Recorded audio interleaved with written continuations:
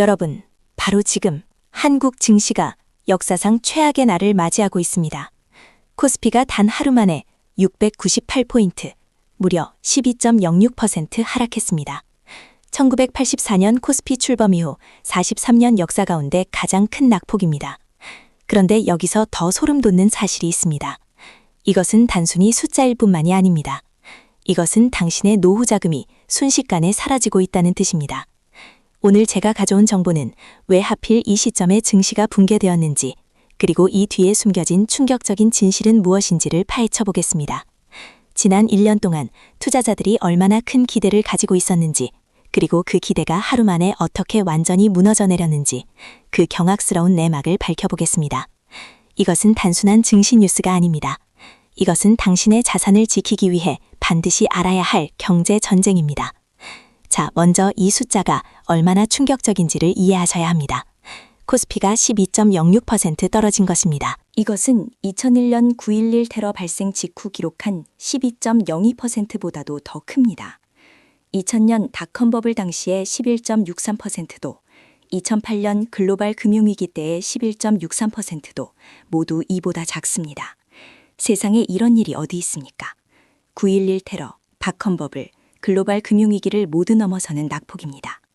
하락폭도 마찬가지입니다. 698포인트라는 하락폭은 직전 최대 기록인 452포인트를 단 하루 만에 200포인트 이상 넘어섰습니다. 코스닥도 마찬가지인데 14% 떨어지며 역대 최대 하락률을 기록했습니다. 이것은 단순한 조정이 아닙니다. 이것은 패닉셀입니다. 공포에 질린 투자자들이 손절매를 하며 비명을 지르는 장면입니다. 자, 이제 더 소름 돋는 사실을 들여다보겠습니다. 코스피가 이렇게 급락한 이유가 무엇일까요? 많은 분이 미국과 이란의 전쟁 때문이라고 생각할 것입니다. 그리고 일부는 맞습니다. 하지만 진짜 이유는 훨씬 더 깊고 더 무섭습니다. 그것은 한국 증시의 기초 체력이 회의를 받고 있다는 뜻이기 때문입니다. 지난 1년 동안 한국 증시는 무엇을 했을까요? 2024년 6월 20일 코스피가 3,000선을 넘었습니다. 그 이후 불과 5개월 만에 10월 27일에는 4,000선을 돌파했습니다. 그리고 올해 1월 27일에는 5,000선까지 넘어섰습니다. 불과 7개월 사이에 2,000포인트가 오른 것입니다. 이것은 정상적이지 않습니다. 더 경악스러운 것은 그 이후입니다. 5,000선을 넘은 지 불과 한 달 만에 6,000선까지 올라갔습니다. 증권가는 열광했습니다. 7,000선 돌파를 점치는 전망들이 쏟아졌습니다. 투자자들은 돈을 빌려서까지 주식을 샀습니다. 믹스 세우느라 여념이 없었습니다. 그런데 갑자기 이 모든 것이 무너져 내린 것입니다.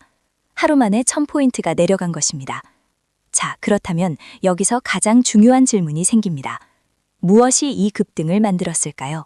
미국과 이란 전쟁이 갑자기 발발했을까요? 아니요. 그 전쟁은 며칠 전부터 예고되고 있었습니다. 그렇다면 뭐가 달라진 것일까요? 자, 이제 본격적인 숫자를 들여다보겠습니다. 현 정부 출범 후 거버넌스 개혁 기대감이 바로 증시를 떠받친 손이었습니다.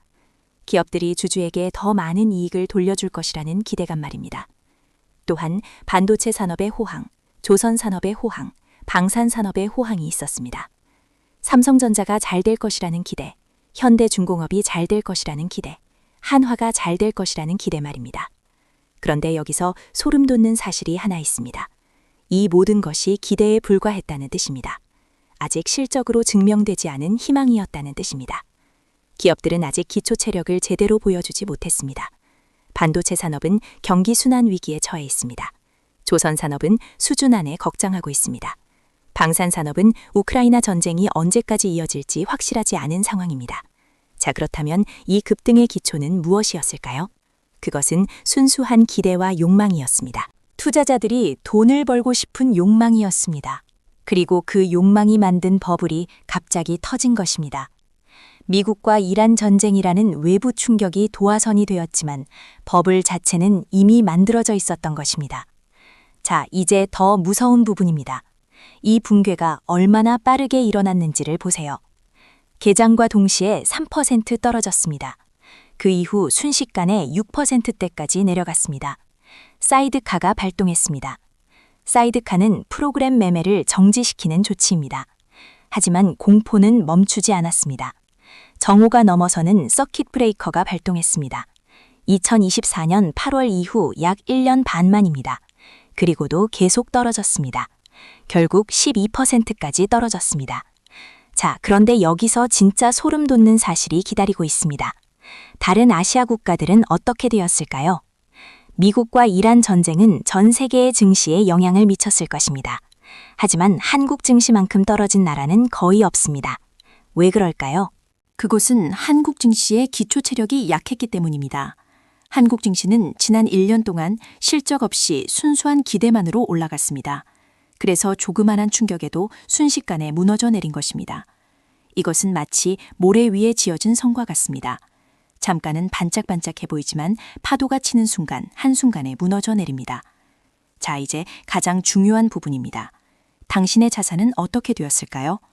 만약 당신이 이 1년 동안 돈을 빌려서 주식을 샀다면 어떻게 될까요? 코스피가 6,000에서 5,000을 넘어 5,093까지 떨어졌습니다. 약 900포인트 이상 떨어진 것입니다. 만약 당신이 6,000에서 1,000만 원을 샀다면 지금은 약 850만 원 정도입니다. 150만 원이 증발한 것입니다. 그런데 당신이 돈을 빌려서 샀다면 이자까지 내야 합니다. 170만 원 이상의 손실입니다. 더 무서운 것은 이것이 끝이 아니라는 사실입니다. 서킷 브레이커가 발동했을 때 공포는 멈추지 않았습니다. 이것은 더 떨어질 수 있다는 뜻입니다. 전문가들은 5,000선을 지킬 수 있을지 확신하지 못하고 있습니다. 만약 4,000선까지 떨어진다면 어떻게 될까요? 당신의 자산은 33% 이상 증발합니다. 자, 그렇다면 여기서 우리가 해야 할 질문은 이것입니다. 이것이 정말 끝일까요? 아니면 더 떨어질 수 있을까요? 증권가의 의견을 들어보겠습니다. 국내 증시가 단기간 급락하면서 기초 체력에 대한 의심을 받고 있지만 증시 상승의 원동력이 된 거버넌스 개혁이나 기업 실적 증가 흐름은 이어지고 있다. 추세를 단언하기 어려운 장세이지만 급락 흐름이 장기간 이어지지는 않을 것으로 본다. 이것이 증권가의 입장입니다. 하지만 제가 묻고 싶은 것은 이것입니다. 거버넌스 개혁이 정말 일어날까요? 기업 실적이 정말 증가할까요? 아니면 이것도 또 다른 기대에 불과할까요? 지난 1년을 보세요. 미국과 이란 전쟁이 발발하기 전에도 증시는 이미 위험 신호를 보내고 있었습니다. 수급이 악화되고 있었습니다. 기관 투자자들은 이미 팔기를 시작했습니다. 외국인 투자자들도 팔고 있었습니다. 자, 그렇다면 이제 우리가 해야 할 일은 무엇일까요? 많은 전문가들이 말하고 있습니다. 지금은 패닉을 하지 말고 차분하게 대응하라. 이 기회를 매수 기회로 생각하라. 장기 투자자라면 이 기회가 수익 창출의 기회다. 정말 그럴까요? 자, 이제 가장 냉정한 현실을 직시해야 합니다. 한국 경제는 지금 여러 위기에 직면하고 있습니다. 첫째는 반도체 산업의 경기 순환입니다. 삼성전자와 SK하이닉스의 이익률이 극도로 악화되고 있습니다. 둘째는 조선 산업의 수준안입니다. 대형 조선사들이 수주를 못 받으면서 가동률이 떨어지고 있습니다. 셋째는 방산 산업의 불확실성입니다. 우크라이나 전쟁이 얼마나 오래 갈지 아무도 모릅니다. 그리고 이제 미국과 이란 전쟁이라는 네 번째 위기가 추가되었습니다. 유가가 올라가면 한국의 수출 경쟁력이 떨어집니다. 기업들의 원가가 올라갑니다. 결국 실적은 악화됩니다. 이것이 현실입니다. 자, 그렇다면 지금 우리가 해야 할 일은 무엇일까요? 많은 분이 추가 손절을 두려워하고 있습니다. 더 떨어질 수도 있다는 두려움 때문입니다. 하지만 이것도 위험합니다. 저점에서 팔 수도 있기 때문입니다. 가장 중요한 것은 이것입니다. 현재의 상황을 정확하게 이해하는 것입니다. 한국 증시가 기대 위에 만들어진 버블이었다는 사실을 인정하는 것입니다. 그리고 그 버블이 터졌다는 사실을 받아들이는 것입니다. 그 위에서 앞으로의 선택을 해야 합니다. 자, 마지막으로 우리가 꼭 기억해야 할 사실이 있습니다. 이 급락은 우연이 아니라는 것입니다. 이것은 필연입니다. 기초 없는 버블은 언제나 터집니다. 다만 언제 터질지만 다를 뿐입니다. 미국과 이란 전쟁이 없었다면 다른 계기에 터졌을 것입니다. 이것이 시장의 법칙입니다.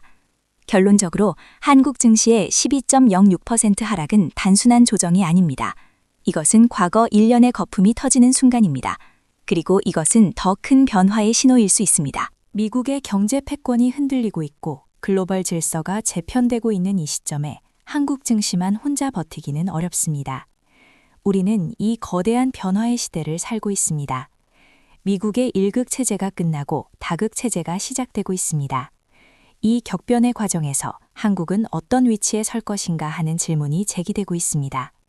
증시의 붕괴는 그 질문에 대한 첫 번째 답일 수 있습니다. 오늘 이 영상이 여러분이 현재의 상황을 올바르게 이해하는 데 도움이 되었다면 주변의 소중한 분들에게도 공유해 주시기 바랍니다. 여러분의 구독과 좋아요는 더 깊이 있는 정보를 만드는 힘이 됩니다. 당황하지 마십시오. 냉정하게 현실을 직시하십시오. 당신의 자산을 지키는 가장 좋은 방법은 정확한 정보와 냉정한 판단입니다. 지금까지 옥탑방 경제학이었습니다.